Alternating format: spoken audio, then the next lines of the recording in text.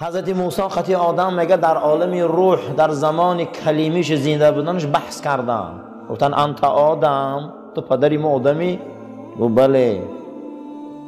گفت تو سبب شدی ما جنت برآمدیم، تو اگر همون درخت چقه نمیشتی ما در عذاب نبودیم.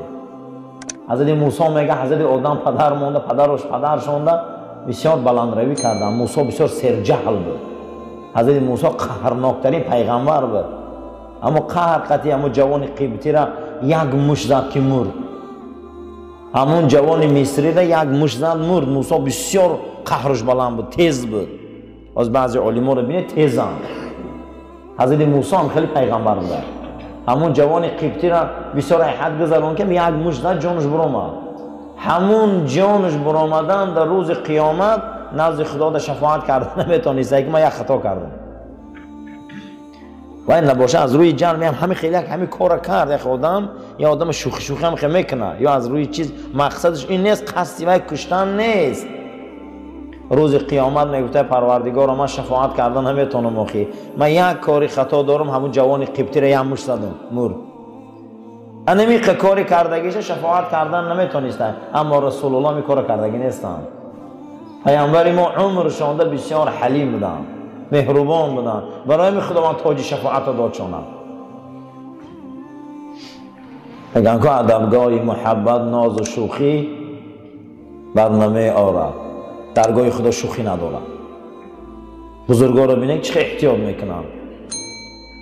حضرت آدم ده میگه بلندروی کرد، حضرت آدم میگه سکوت کردن، بعد از او سرشان برداشتن گفتن انت موسی، تو موسایی، تو همون نازنین خدایی که به جبرائیل گپ میزنی. بسیار وصف فهمیدیم. خدا ده تو الواح داد، تورات دادن. بله. و در تورات چی خواندی نسبتی آدم علیه السلام؟ گفت 40 سال پیش از آفریدن آدم من در تورات خواندم که ولی آدم در زمین وجود نداشته. خدا مخلوقی را خلق میکنه با نام آدم، او را جنت میدراره، آدم از او درخت میخوره به اختیار خودش. آدمی که خدا او را نزدیکترین مخلوقش خلق کرده، او را عاشق محبوبه، آدم پروردگارش نافرمانی میکنه. من خواندم گفت بنابر سبب اختیار خودش ای جنت میبراید. این در مقدرات آدم بوده، یعنی چی که خودش اختیار میکنه، همش ای تقدیرش بوده. گوه ای چی بوده؟ گوه ای تقدیر. و شما را سرزنش میکنی آخرت تقدیری مانده بوده، یعنی چیز. میگه در همین حالتی که تقدیر ده که گفت موسی پایان آمد، آدم موسی ده میگه بلند دلیل آورد. یکی از اخلاقهای مسلمان امروز قضا و قدر ده ایمان آوردن است. حضرت امام ابو حنیفه گفته است که هر کس که قضا و قدر ده ایمان بیاره، او انسان از جقیش قلب، از دودیلگی و شکاکی و بی‌معنی خلاص میخوره. خیلی بچت میموره، زند میموره، فقیر میشی، قشاق میشی، بانکرات میشی. حتی حضرت عمر رضی الله تعالی عنه گفته بوده است که خداوند تقدیر خلایق نویساند 50,000 سال پیش از آفریدن زمین و آسمان. چند سال پیش نوشته بوده؟ 50,000 سال پیش از آفریدن زمین و آسمان تقدیر خلایق نوشته بوده است. حتی یک خندیدنشان گفت، حتی که یک غمگین شدنشان هم نوشت. ما باید مسلمانان تسلیم شویم آخی. تقدیر وصف مجبوری نیست که مثال عبدالله همین روز مسجد می بیایه حتما، نه. وصف کرده که عبدالله فلان سال به دنیا می بیا، انم خیلی مسجد بنیاد می شود، به اختیار خودش مسجد می بیا، به اختیار خودش در صفا می شینه.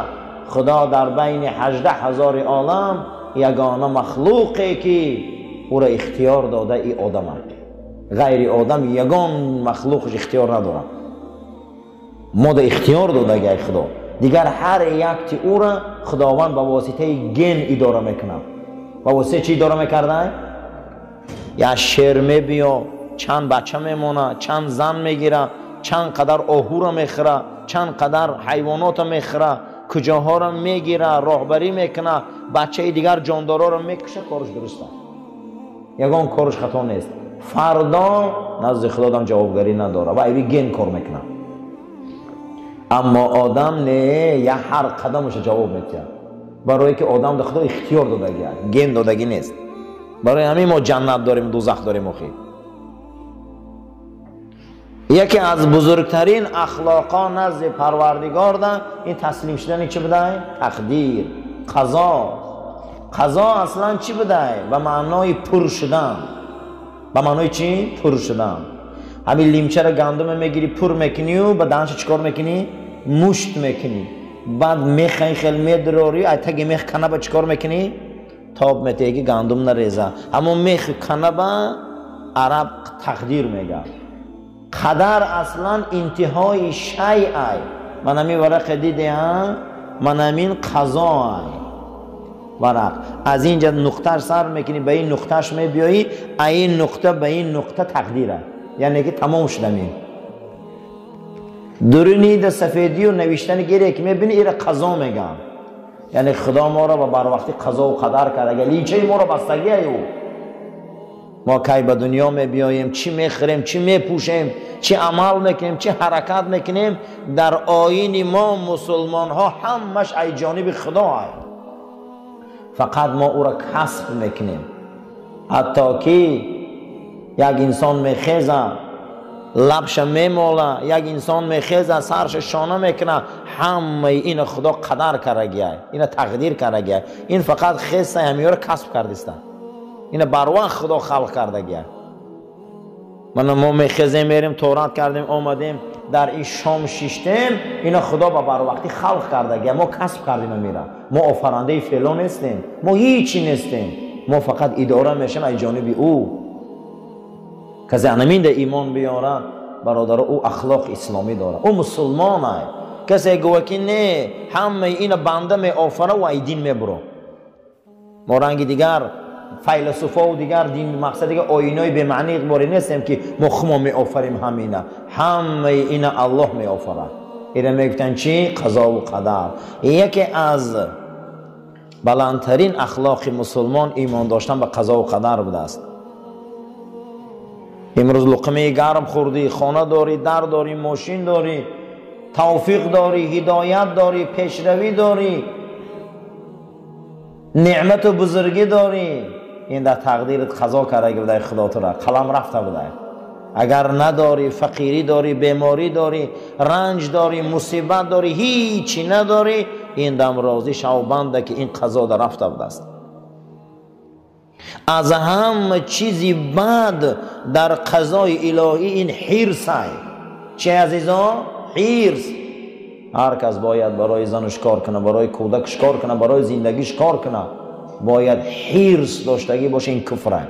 معنی حرص چیه؟ تشنه بودن، هیچ محبت چه دنیا نمیکنه. حرص چیه؟ ما را از طاعت دور میکنه، از خدا دور میکنه. این هم در تقدیر است. میگه خدا این در امر نکرده، خدا زن آفریده، امر نکرده که به نکاح خوش شو. خدا ما را آفریده، امر نکرده که پیش مرد دست دراز کن که تر زهرآلود کنه.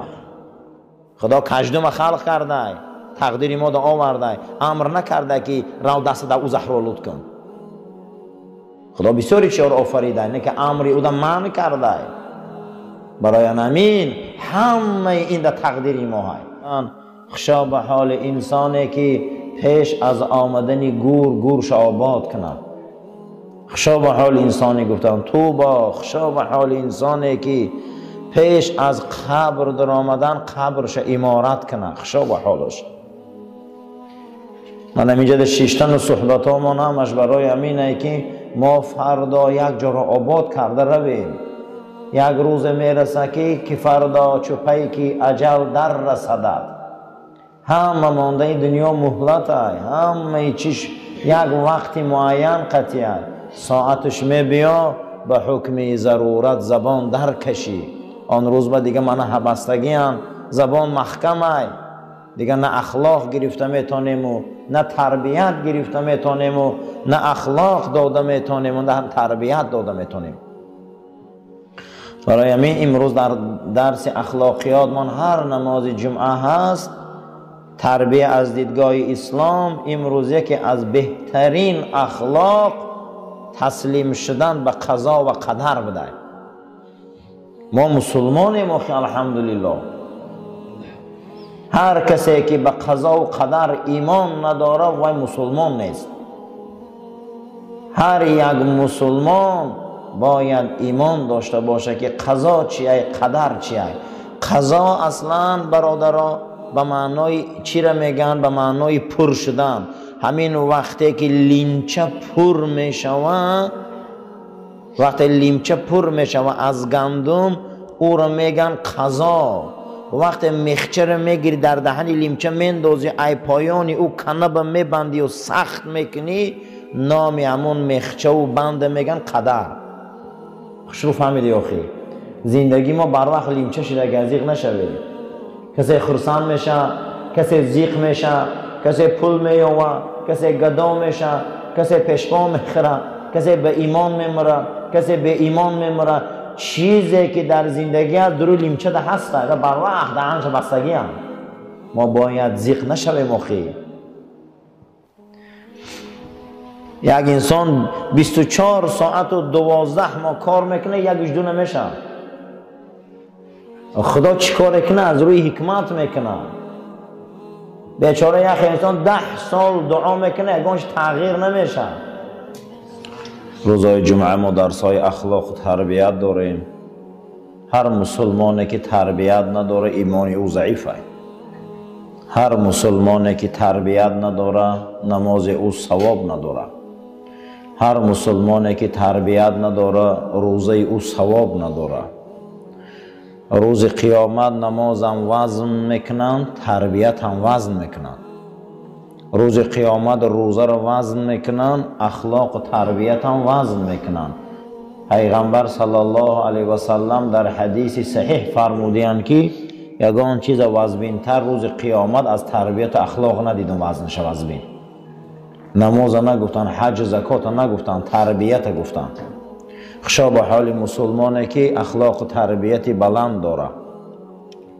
کنونت که امکان گفتار هست بگو ای برادر به لطف و خوشی. امروز خدا زبان ملایم کرده گپای نغز گوی، گپای خوب گوی. یک گپ گوین که پگه در کار شود. بسیاری گپا آدم در دردی سر میشه. کنونت که امکان گفتار هست بگو ای برادر به لطف و خوشی. گپای ملایم آهسته آهسته گپ زنیم، گپای خوب گپ زنیم، از اخلاق و تربیت گپ زنیم، از مدنیت انسانی گپ زنیم که فردا چوپایی که اجل در رسدد خاناخواه هممون میگذاریم. امروز های فردا های بیگاه های 1 ساله 10 ساله 50 ساله هیچ کس در این دنیا برادر ابدی نمیمونه که فردا چوپایی که اجل در رسدد همه ما از دنیا میگذاریم. به حکم ضرورت زبان در کشی آن روز ما ضرورت داریم دیگر گم زدن نمیتونیم، دیگر ما نصیحت کردن نمیتونیم، دیگر این خیل صفای نماز شیشته نمیتونیم.